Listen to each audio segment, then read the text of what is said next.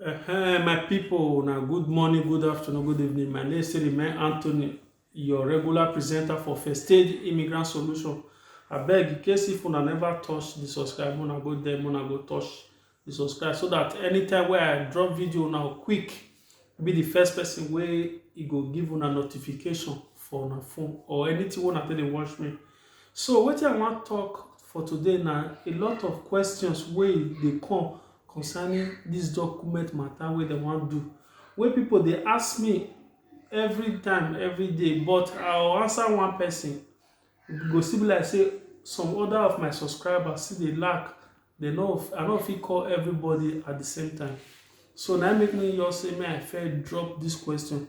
Many of them dey ask me say whether Questora don open. Yes, Questora don open, but for the city wey me dey, wey dem dey call Bologna, wey be the headquarter for Emilia Romagna, wey me dey so I go there today. I go talk to the police wey dey there, and they come tell me say Questora open partially, which is where e take be partially for those people wey dem know say dem get appointment for, or wey dey shift their appointment for April 14. They automatically they go come for May 18, which is this last Monday, wey I talk for my previous video say they go open on May 18. You remember say I first come here come still tell una say na May 18 they wan open. So those people wey know say your appointment wey dem send to you say na April 14, na May 18 you go, na you go your appointment, whether for renew your document. For those people wey dem know say dem wan collect their document, so their website e dey full for appointment, so everything come block. Na dem tell me say this afternoon or this evening na dem go open am. For those people wey wan still collect their document from this evening upward, you fit go the site, go book your appointment wey you take collect, and dem come still leave 3 different paper wey dem place for top of their gate for Bologna. Those paper, wetin e mean na that table wey dem take share all the different appointment. If you know say your appointment dey for maybe April, dem come shift am to May. For those one wey dey for May, dem come shift am to June. So na you know wetin be your appointment wey e first give you before, make you pass police station wey dem dey call Questora wey dey Bologna. Make you look the one wey your appointment for put, make e no come be like say your appointment come pass. Because if your appointment pass, for you to get appointment again, e go reach about 2 to 3 months again, because a lot of people dey ground. Na make me say make I go drop this video concerning that one matter. People still ask me say they thought say they don start to dey do this document for prefectura. Na I come still waka nyeka come go prefectura wey dem dey call government house for Bologna. Na I come still go knock for their door say wetin still dey happen concerning this matter. Na dem tell me say concerning this document matter, police station tell me say they never get go ahead, which means everything still dey calm. This still dey as e first dey before, as I first dey talk am for my last video. So they never give them go ahead and the procedure wey dem wan talk. You know say I talk say since all the ruling party they don sign am, which is the majority of the ruling party don sign this decree say they wan share this document, they need to see pass am through Senate, then come still put am for where dem dey put all their law wey dem dey call Gazzetta Ufficiale before this procedure go come out. So dem come tell me say e go still reach 10 to 20 days may I still come back again before they will get a full details concerning this document. Everything wey we dey talk now is still based on say they never still start. They will do am, but no one don know the real thing wey dem wan talk there, because when president talk, he talk say it might be modified. Na be the English wey you use when they talk about that particular pattern. If you modify according to the law, which is the article 110 bis wey concern this document wey dem wan do. So the people wey go fit do am and how dem fit take do am, na make me come and tell us. So a lot of questions they still tell me say people wey dey ask for asylum don fit do this document. My own opinion, e no dey law, na my own opinion na I wan tell una. So my own opinion according to my own experience wey I don still get concerning this matter, na im make me wan give una this advice. So if you know say you get asylum seeker document wey be 3 months or 6 months as the case may be, or they give you negative for commission, or for court don to give you negative, this one, or you don go commission or you never go commission, you don go commission get negative, you never go court, this opportunity for this document, so I wan make you grab am. The reason why I say make you grab am, so this document wey dem dey do, so dem no dey do am every day. Na once in a blue moon. Those people wey dey speak English say once in a while. You understand me now? So the one wey dem first do, dem do 98, they do 2002, now the year in 2002, they come still do 2009, they come do 2012, they come still do wey they wan still do now 2012 now they do like, which is 8 years ago. You know, say the years no just be every month. So make you grab this opportunity, make you take do this document. Now that one be my own opinion, and if you see ask me 100 times, I'll still tell you the reason why I say make you do one.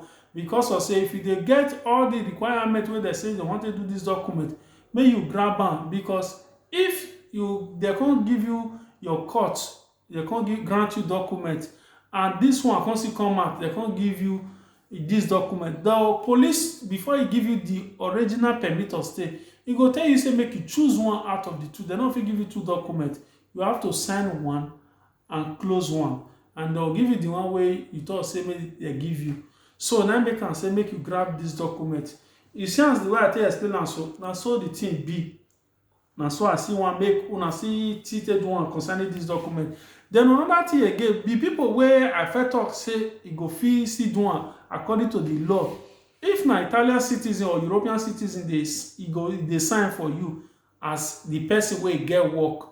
So that one, if he sign for you, and if you want do one na ins, they say you go for do that one.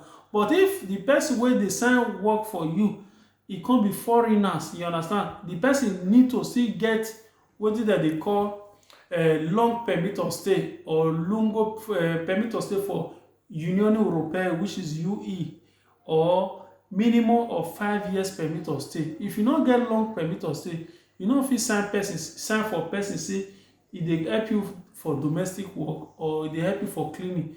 Because more na put this one into considerations too. And person wey be foreigner fit still sign for you if the person, the both of them, husband and wife, dey work. They say dem look for somebody wey go wan help them do this work, but they never specify how much the person go get for food or Reddit before you go fit sign for person. So that one not there, but I make me never see shook my mouth for put for that one. Then concerning the working contract, the person wey go fit apply go get working contract in progress, and the working contract wey go get in progress, e go be agriculture working contract.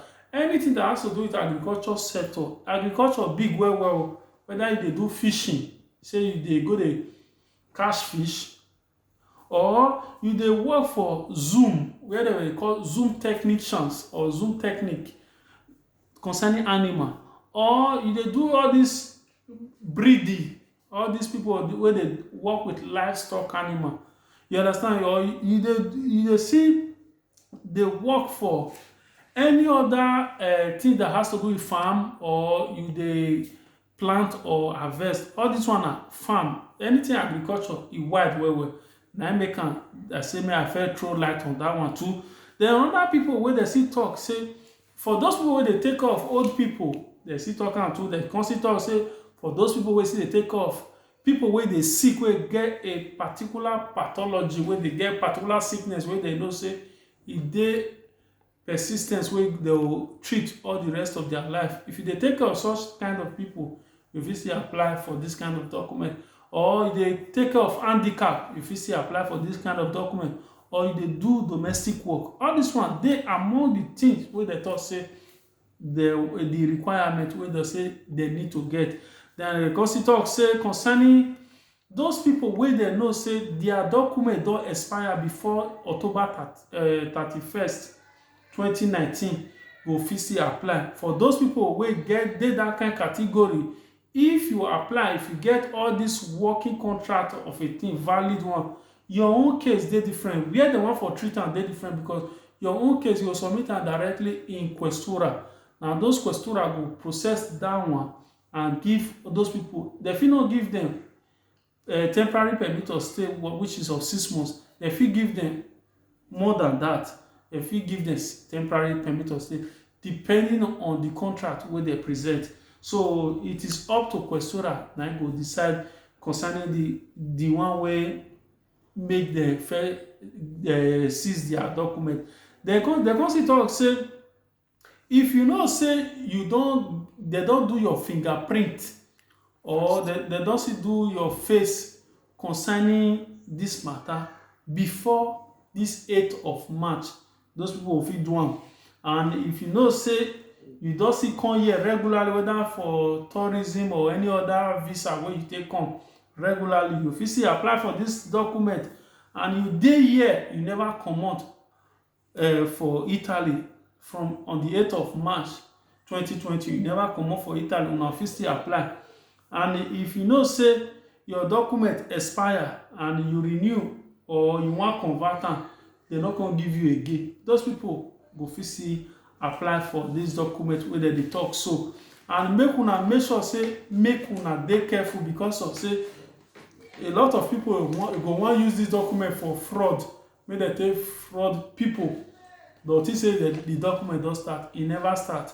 Na government house na go this morning na dem tell me say the document never start, make we still wait until they give them go ahead. And possibility dey say dem fit modify this thing, while the one wey dem don write down concerning the relaunch decree wey government talk, now say me I just shook my mouth put for some part, because this one na part 2. I don first see talk some, the one wey I don first talk, I no shook my mouth for those area. Then another thing wey I say me I still shook my mouth put again, wey dem see talk concerning those people wey dem know say, if you know say dem give you folodivia due to say the person dey carry drug wey dem dey call market, or e dey assist prostitution, or e dey bring illegal immigrant come, or e dey threa ten all the security of the country, or e be threat to Italy at large.